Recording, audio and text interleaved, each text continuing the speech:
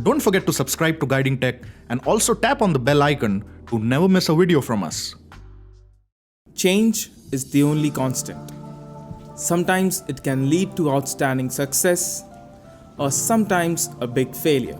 Nationwide recall on those devices after dozens have also caught fire. Look at this. The St. Pete man says it's brand new. Josh, that's scary stuff. Nobody ever thinks something. And sometimes it can help you to get back that lost glory. Why am I talking about change? Because Samsung has done just that with its flagship phones of 2017, the Galaxy S8 and S8 Plus.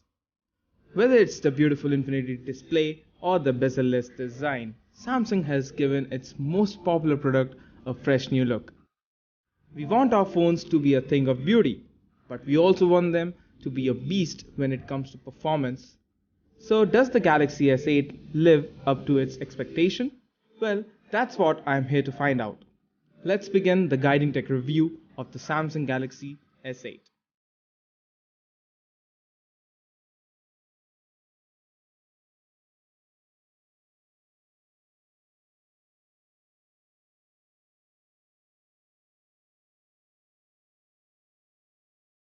Design is one thing about the S8 that I can go on and on. Samsung first came up with the curved display on the S6 Edge, and ever since it's been a big deal. People love the curves on that device and in the ones released after that.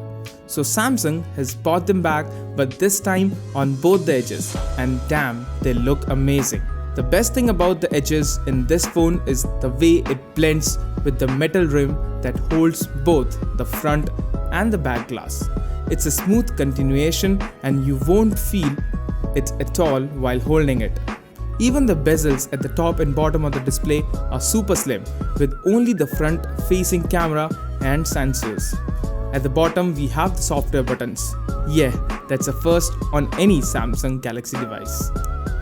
There are two variants of this phone, with S8 coming with the 5.8-inch display and the 3000 mAh battery, while the S8 Plus is in 6.4-inch display with the 3400 mAh battery.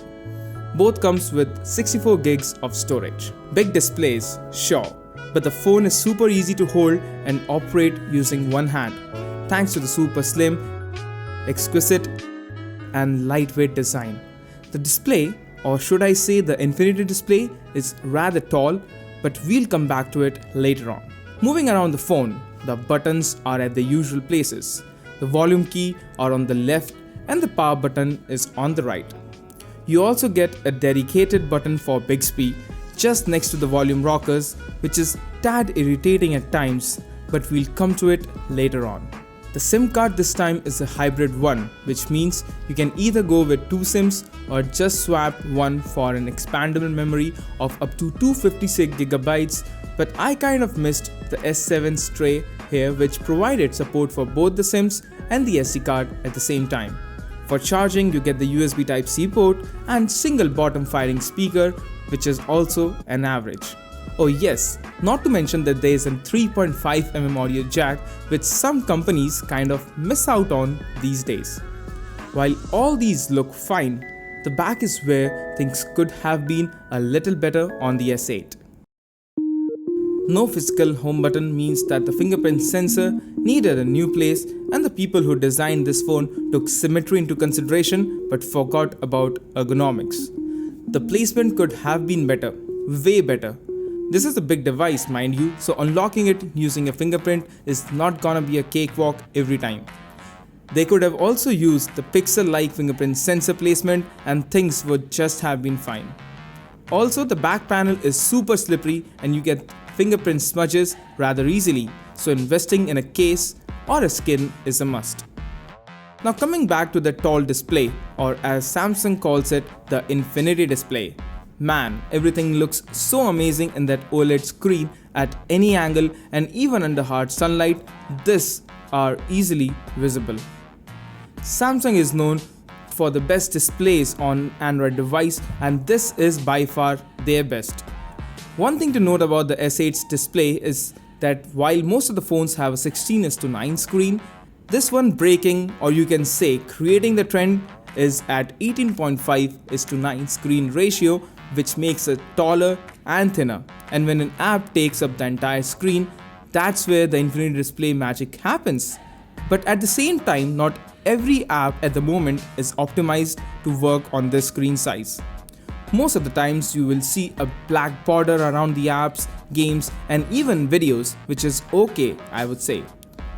You get an option to force crop an app or a video for the edge-to-edge fit, but some of the frames will be lost in cropping, and it's your call to make at the end of the day. The next good thing is that the screen supports QHD Plus display, but the default option is the full HD display, and you might want to keep it that way for better battery life. The Indian variant of the S8 is powered by the Exynos 8895 octa-core processor with 4 GB of RAM, and the device was able to take on anything you throw at it. The heating was also minimal after usual gaming and photo sessions. Now, while we are talking about the hardware, there is this one hardware button that stands out, the Bixby button next to the volume rockers, using which you can invoke Bixby as a personal assistant on the device.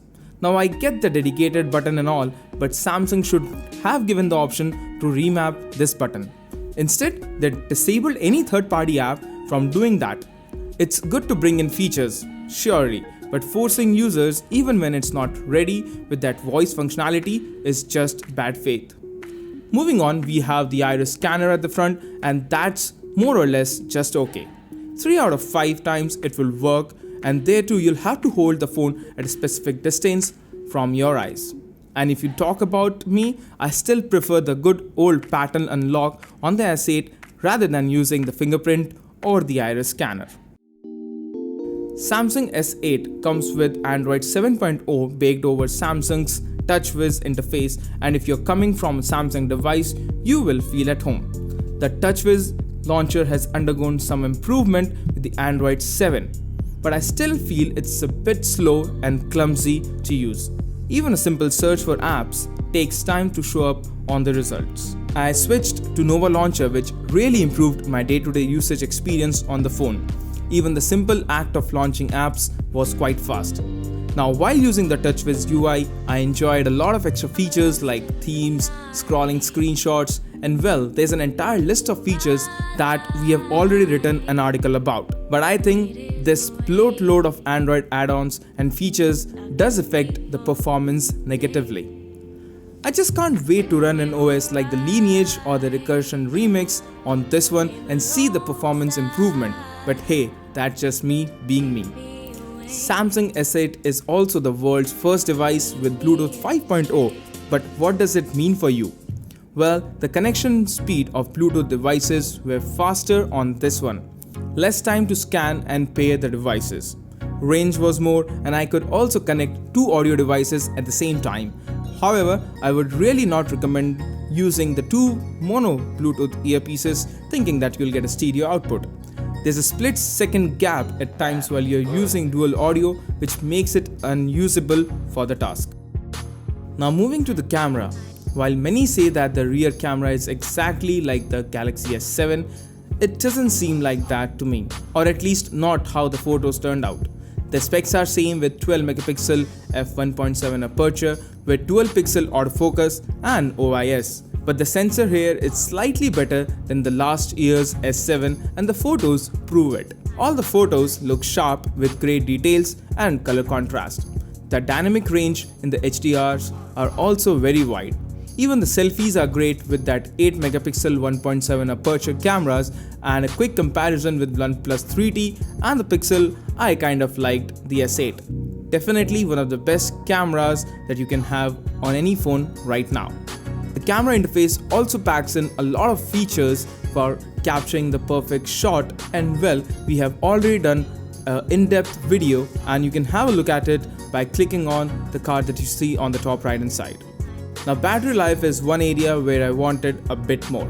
Just a few more mAh of battery power would have been enough to make the phone last an entire day. But considering what happened to the Note 7, I think the company wanted to play safe here, and therefore the 3000 mAh of battery is what you get. So on HD display settings with good powerful usage like taking photos, watching videos, taking more photos and playing games, the phone was able to last from 9 am to somewhere around 6 pm, after which a second boost of charge was necessary. However, the charging is quite fast and 1 hour or so was enough to charge the phone to up to 90%. Not as fast as what you get on the OnePlus 3 and 3D devices, but this one still works great. So, is Samsung Galaxy S8 the best Android that you can buy right now? Probably. It's definitely the most beautiful one with its elegant design and amazing display. When it comes to performance, we are yet to pit it against other flagships, so we are going to stop short of calling it the best. But there is no doubt that it works quite well. You might need to tweak some settings though, but nothing major.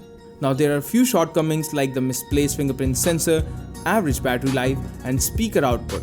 But if you weigh them against all the good things that you get on this phone, they would not be that big a deal. So if you're in the market for an Android flagship, Galaxy S8 at Rs 57,000 will sure be the top contender. But hey, you can wait it out, then you are likely to get it cheaper in a few months, going by how the prices of Samsung's phone come down within a year.